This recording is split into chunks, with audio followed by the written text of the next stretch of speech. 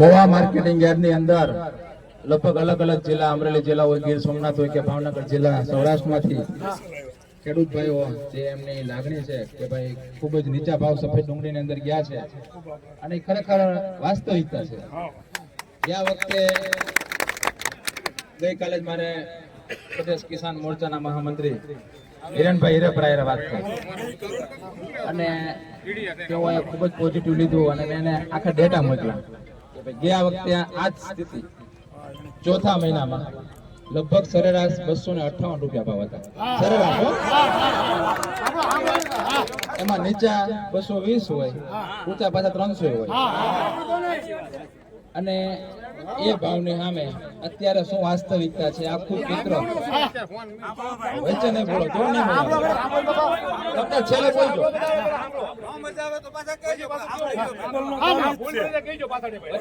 હું બધું જાણું છું એટલે મને બોલવા દો, પછી તમે કેમ કરવાનું છે. એટલે ગયા વખતે જે 250-60 રૂપિયા એવરેજ ભાવ હતા એ અત્યારે 150 થી 70 રૂપિયા એવરેજ ભાવ થઈ ગયા. લગભગ 100 રૂપિયા જેવી નુકસાની છે. ગયા વખતે હવામાને પણ આપણે સાથ સહકાર આપ્યો અને ઉતારા પણ સારા હતા. આ વખતે લગભગ 50% ઉતારા છે અને અમુક ને 50% થી ઓછા ઉતારા છે. અને જે મજૂરી છે એ ખર્ચ વધારે છે, મજૂરો મળતા નથી. આ તમામ વાસ્તવિકતા હું જાણું છું. અને લગભગ અત્યાર સુધીમાં 70 લાખ થેલા વેચાણા યાર્ડમાં સફેદ કાંદાના. લગભગ આખા વર્ષમાં સિઝનમાં 90 થી 95 લાખ થેલા આવતા હોય, એમાંથી 70 લાખ થેલા આવ્યા. આમ છતાં આપણે યાર્ડ બંધ નથી થયું. શું કામે કે ભાઈ યોગ્ય ભાવ અને યોગ્ય સમયે વેચાણ થતું હતું. અને બંધ રાખવાથી શું સ્થિતિ થાય એ આપ સૌએ જોઈ કે એક વખત બંધ કર્યું તો બીજા દિવસે 4 લાખ થેલા આવ્યા અને 4 લાખ થેલા પડ્યા હતા. 3 દિવસ બંધ હતું. ખેડૂતોને ઘણી વખત ગાડી ન મળે એટલે એક દી વધારે આજે આપણે આવક ચાલુ રાખી હતી અને લગભગ અત્યારે 9 થી 10 લાખ થેલા મોવા માર્કેટિંગ યાર્ડની અંદર પડ્યા છે. એ તમામ થેલાઓ છે ને એ ખેડૂત ભાઈઓના છે અને સૌરાષ્ટ્રના ખેડૂતના છે ખાસ કરીને. કારણ કે આ સૌરાષ્ટ્રના ખેડૂતો છે ને વાવેતર કરે છે સફેદ ડુંગળી અને એ મોવા યાર્ડની અંદર એટલે વેચવા આવે છે કે આખા ભારતનો 90% ઉદ્યોગ કે આપણે ડિહાઇડ્રેશન પ્લાન્ટ કહીએ છીએ મોવાની અંદર છે. અને એક પ્લાન્ટની અંદર તમને કહી દઉં, અત્યારે પેલા નાના પ્લાન્ટ હતા ને તો 800-1000 થેલી જોતી. હવે મોટા પ્લાન્ટ છે ને 1500-1600 થેલી કાયમીની જોવે. એટલે એક પ્લાન્ટની અંદર સરેરાશ તમે માનો ને તો 1200 થેલા ડુંગળી જોવે. એવા તમને કહી દો, આપણે વર્ષોથી બોલીએ છીએ હવા હો છે, હવા હો છે, પણ આજની સ્થિતિએ 160 ફેક્ટરી મોવાની અંદર છે. કેટલી? હવે 160 ફેક્ટરી 1200 થી 1300 થેલા તમે ગણો ને તો પણ 2 લાખ થેલાની જરૂર છે મોવાને. કેટલા? અને આ 2 લાખ થેલા કોણ પહોંચાડવાનો છે? જગતનો તાત. અને એ પણ સૌરાષ્ટ્રના ખેડૂતો પહોંચાડે છે. પણ હવે જે વાસ્તવિકતા કરું છું કડવી લાગશે, તમને ગમશે નહીં, મને ખબર છે. અને તમે મને ચોરનો દીકરો કહો, ફેક્ટરીનો માલિક ન તમે નજીકનો કહો, જે કહો એ પણ મને જે દેખાય કહું છું. સાહેબ 165 ડિહાઇડ્રેશનમાં આ વખતે મેં એવું કર્યું કે ભાઈ કોણ લે છે ડુંગળી, કેટલી લે છે, કોને કેટલી જરૂરિયાત છે, કાયમીના ડેટા નખાવો. કઈ રીતે નખાય?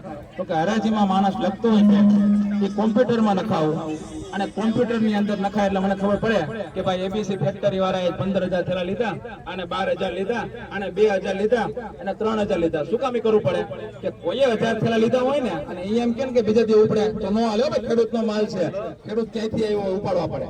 એટલે આ બધું અમારે જોવું પડે. એમાં બહુ દુઃખ સાથે વાત કરું, ફક્ત 60 થી 70 ફેક્ટરી વાળા મોવા યાર્ડ ની અંદર ખરીદી કરવા આવે છે. 70 થી 80 ફેક્ટરી વાળા હજી સુધીમાં યાર્ડમાં ડુંગળી પણ લીધી નથી. સાંભળો, તમારા મોઢે બોલવાનું છે બધું. આ 70 ફેક્ટરી વાળા અહીંયા આવે એના આપણે આજે મોવા યાર્ડ વતી આભાર માનવો પડે કે આટલો મોટો વેચાણનો નિકાલ કરે છે. તકલીફ પડી, બંધ ન કર્યું ત્યાં લગી વેચવામાં અમે એક દિવસમાં, ભાઈએ મને વાત કરી સાહેબે, પ્રમુખ સાહેબે, કે સાહેબ 2:30 વાગ્યાને બદલે આખો દિવસ રાખવાનો જરૂર નથી. જયારે ફેક્ટરી 80% ચાલુ થઈ હતી ને ત્યારે 2 લાખ થેલા એક દીમાં મોવા યાર્ડે વેચ્યા છે. ભાઈ આપ સૌની સામે જ વેચ્યા છે ને તમારો માલ જ વેચાનો છે. એટલે સમયની કઈ વધારે જરૂર નથી, પણ ડિમાન્ડ હોવી જોઈએ. અને ડિમાન્ડ ત્યારે જ નીકળે કે જયારે બાળ ખેડૂત માલ ન વેચે. આજે 1 લાખ થેલા અહીંયા વેચાય ને, 1 લાખ થેલા ડાયરેક્ટ ખેડૂતના ખેતરમાંથી વેચાય છે અને રોડ ઉપર વેચાય છે. આ દુઃખની વાત છે અમારા માટે. શું કામે?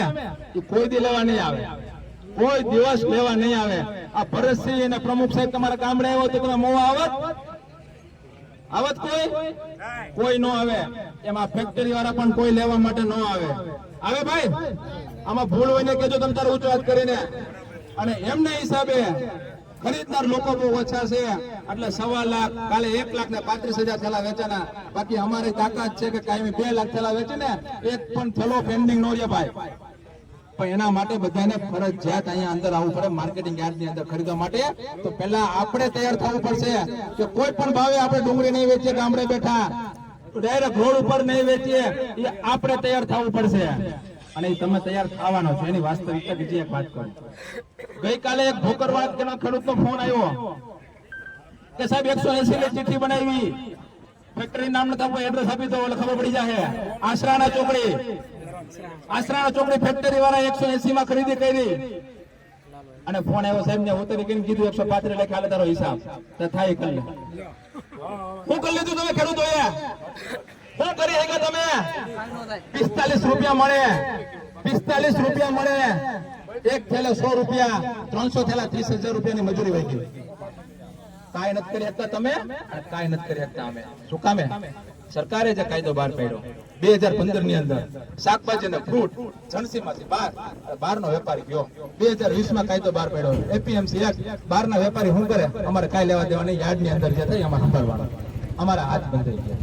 અમે કાંઈ ન કરીએ, અમે તમને મદદ ન કરીએ કે બહાર કઈ થયું હોય. આ હકીકત છે.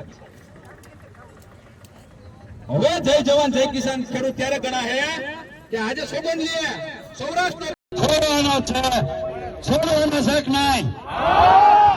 હોકાર કરો.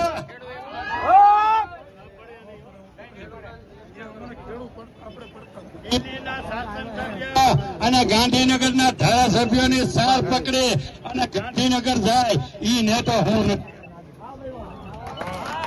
ગાંધીનગર વાળાને સાડ હોય, દિલ્હી વાળાને સાડ હોય, કૃષિ મંત્રી રાઘવજીભાઈ ને સાડ હોય તો ભરતસિંહ ની વાત અત્યારે અહીંયા બેઠા બેઠા સાંભળી અને બહુ ટાઈટ ફાઈટ કરજો તો રાઘવજીભાઈ